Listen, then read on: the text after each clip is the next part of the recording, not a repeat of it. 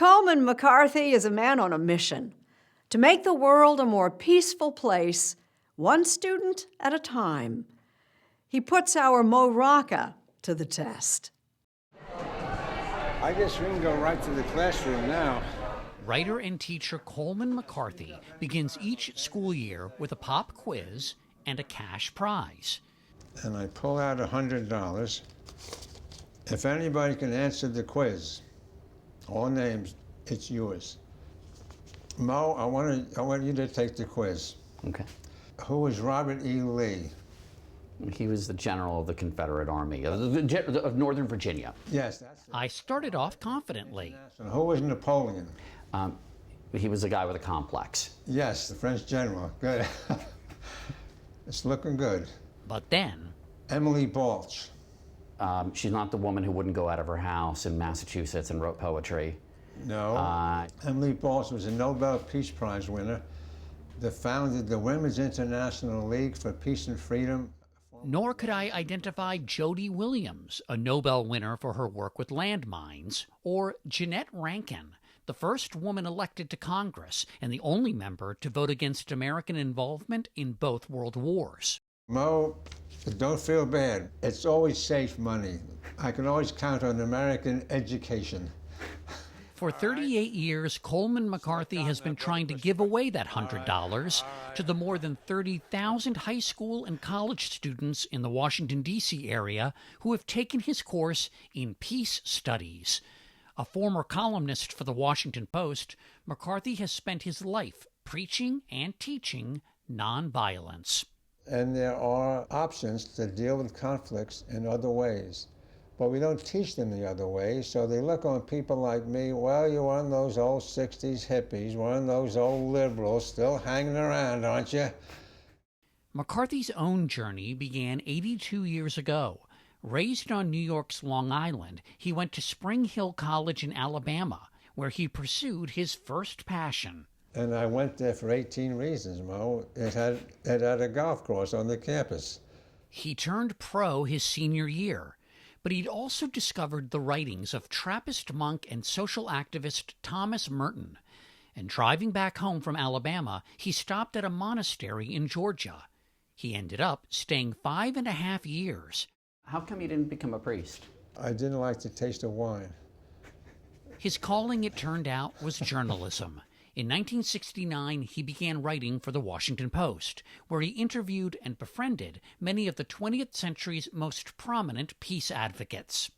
I get a fair amount of mail every week from readers around the country who call me a fool, jerk, no nothing. Don't let his jovial manner fool you. And then I read my negative mail. McCarthy is nothing short of radical in his opposition to the violence he sees all around us. He doesn't believe we should have a standing army. Do you think we should have border security?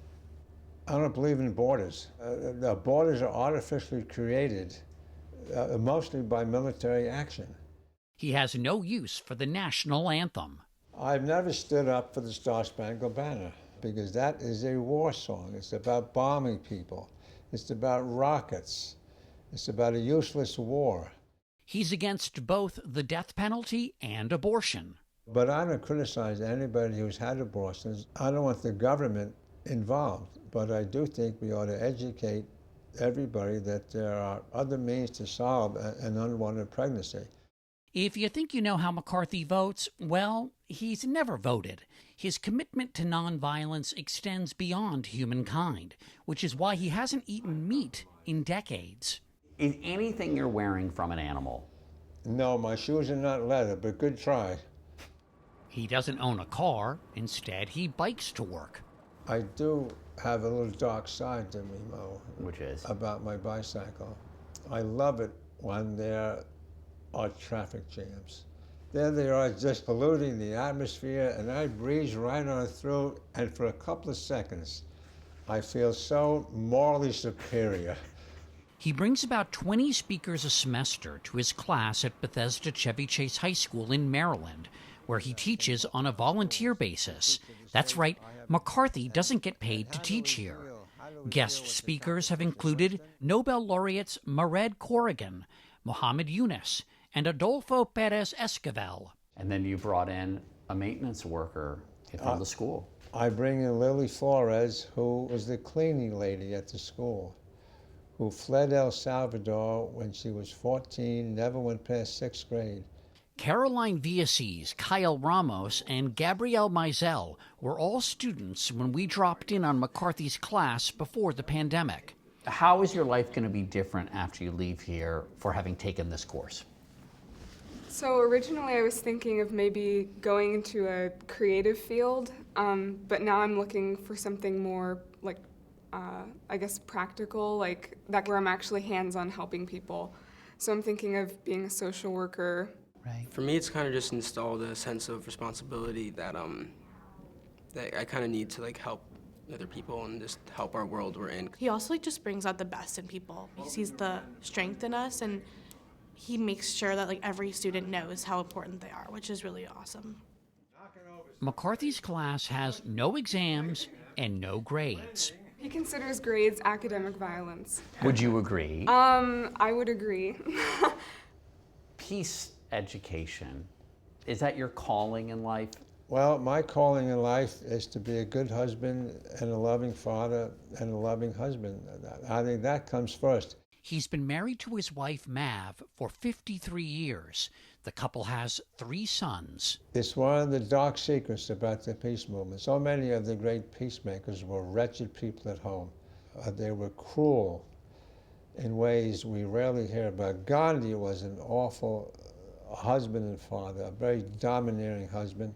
Peace begins at home. Yes, exactly. While Colman McCarthy's class has no exams or grades, he does send his students home with one important assignment. Every class, I say your homework is to tell someone you love them today. And if you can't find someone to tell them that you love them, look a little harder. And if you still can't find them, call me up. I know where all the unloved people are. They're everywhere.